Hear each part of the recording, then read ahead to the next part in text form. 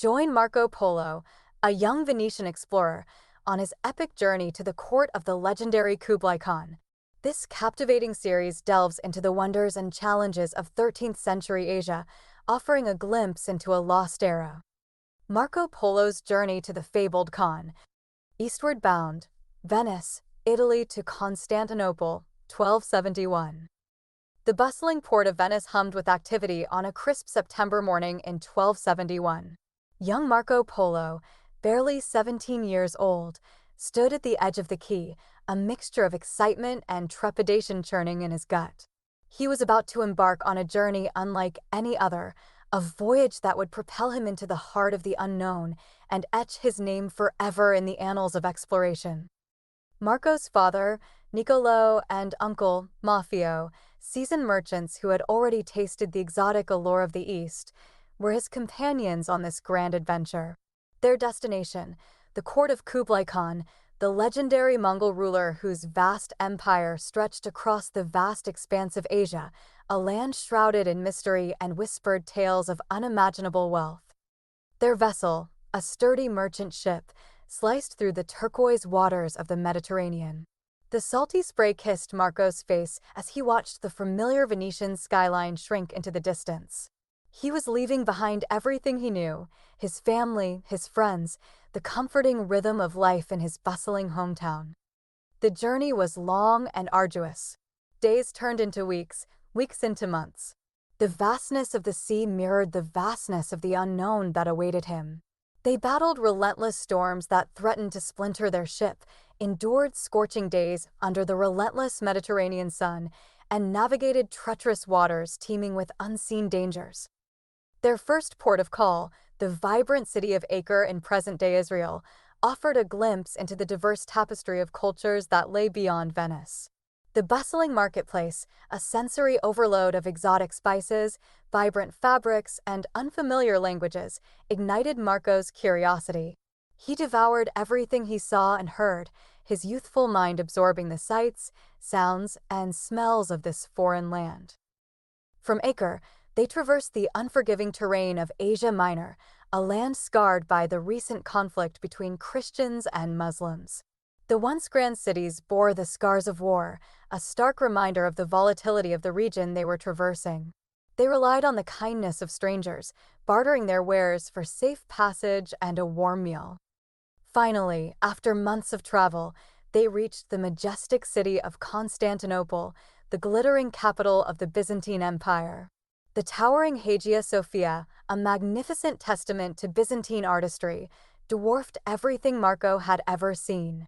Here, they replenished their supplies, exchanged stories with fellow travelers, and prepared for the most perilous leg of their journey, the long and arduous trek across the perilous Silk Road towards the court of the mighty Kublai Khan.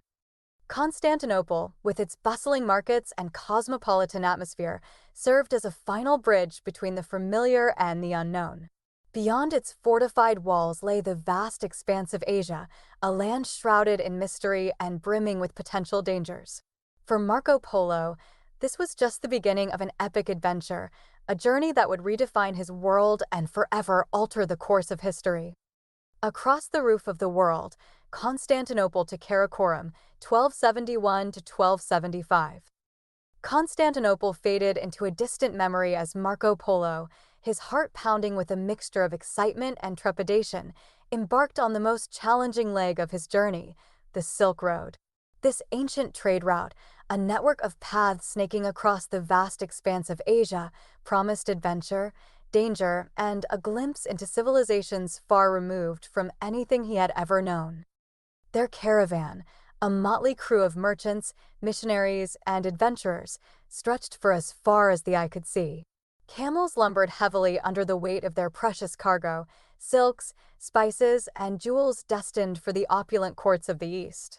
Marco, perched atop a sturdy horse, marveled at the ever-changing landscape, rolling hills carpeted with wildflowers, snow-capped mountains that scraped the sky, and vast, arid deserts that shimmered under the relentless sun.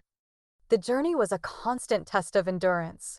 The unforgiving terrain, unforgiving weather, and the ever-present threat of bandits lurking in the shadows demanded resilience and resourcefulness. Marco learned to navigate by the stars, barter in unfamiliar tongues, and survive on a meager diet of dried meat and hard biscuits. Along the way, they encountered a kaleidoscope of cultures. In bustling trading towns, Marco witnessed the exchange of exotic goods, the air thick with the cacophony of bargaining voices.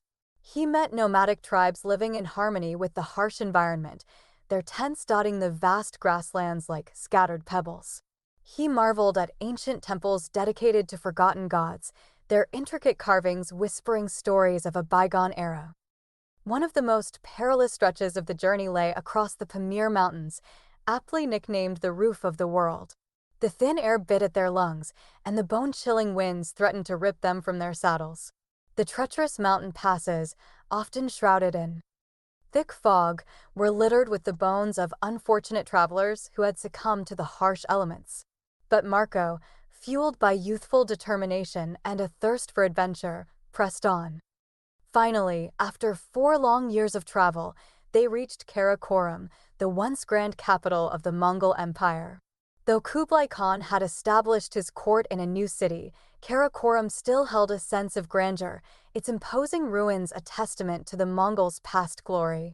Here, Marco and his family spent a year, learning the Mongol language and customs, preparing for their long-awaited audience with the legendary Kublai Khan. The journey to the east had been an education in itself. Marco Polo, the once sheltered Venetian boy, had transformed into a seasoned traveler, his mind brimming with experiences and his spirit hardened by the challenges he had faced. He stood on the precipice of a new chapter, a pivotal moment that would propel him into the inner circle of one of the most powerful rulers in the world.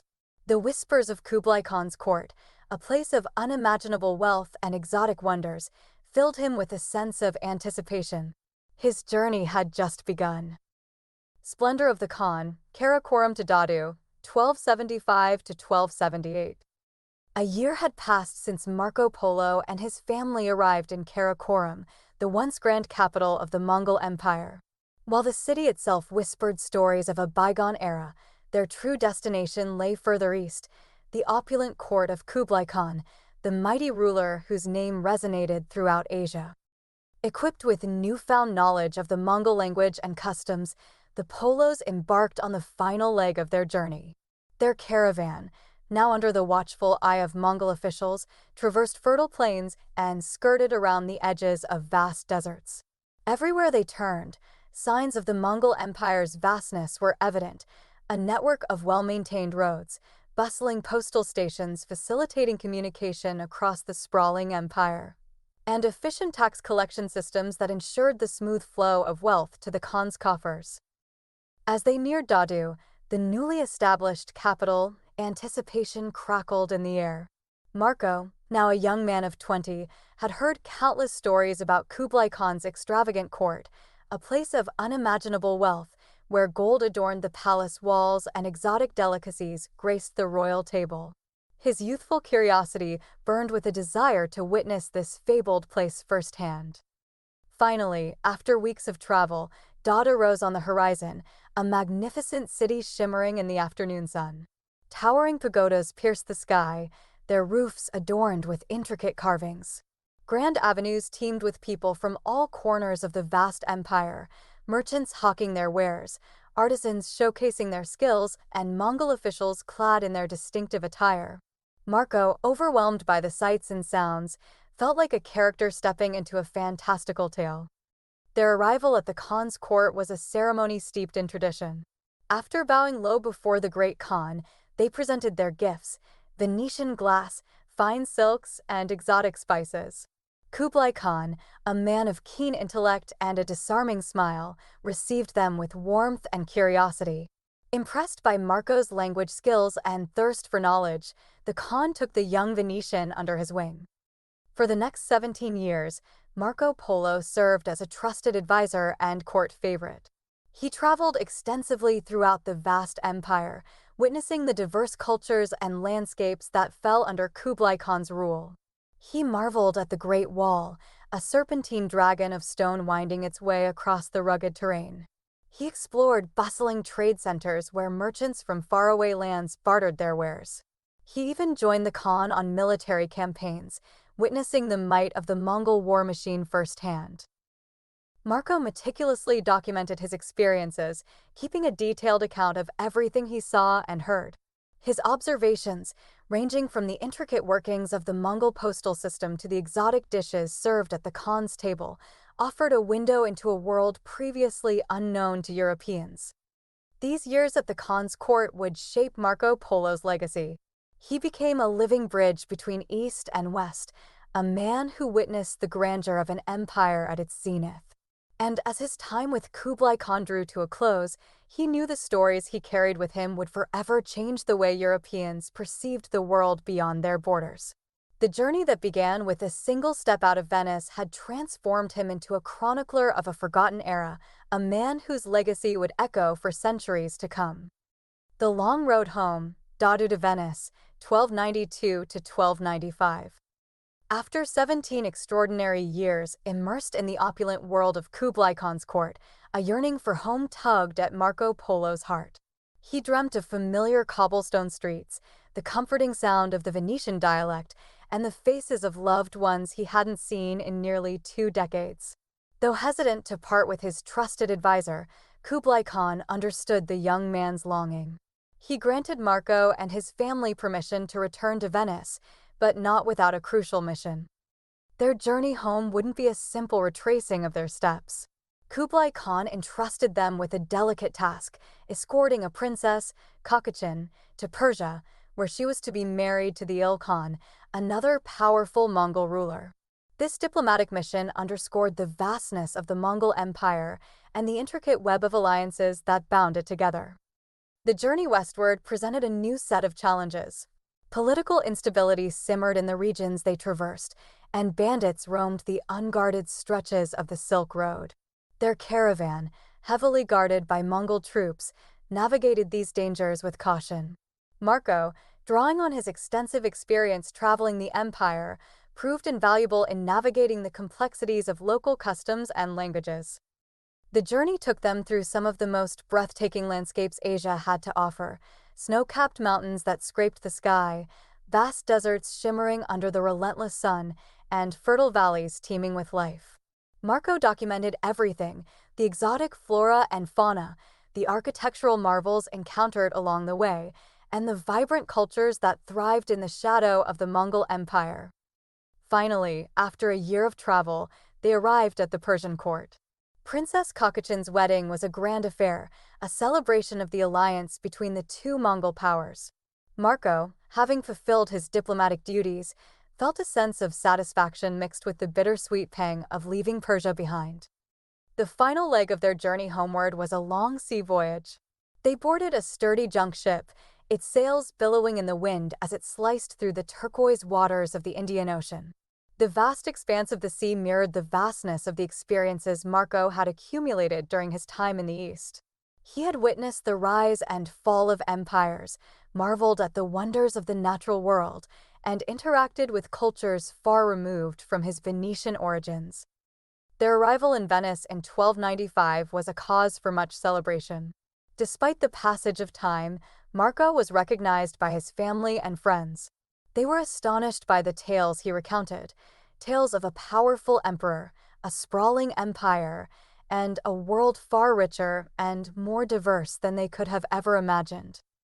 Marco's return marked the end of an extraordinary journey, a journey that had transformed him from a curious young man into a seasoned traveler and a chronicler of a forgotten era. However, his incredible experiences were met with skepticism. Many found his stories fantastical, too outlandish to be true. Undeterred, Marco dictated his experiences to a writer, creating a book titled The Travels of Marco Polo. This book, a testament to Marco's keen observation skills and his thirst for knowledge, would become a bestseller. It would ignite European fascination with the East, paving the way for future exploration and trade. Though initially met with doubt, Marco Polo's legacy as a bridge between East and West would be cemented forever. His journey, a testament to human curiosity and the transformative power of exploration, would continue to inspire generations to come. The end.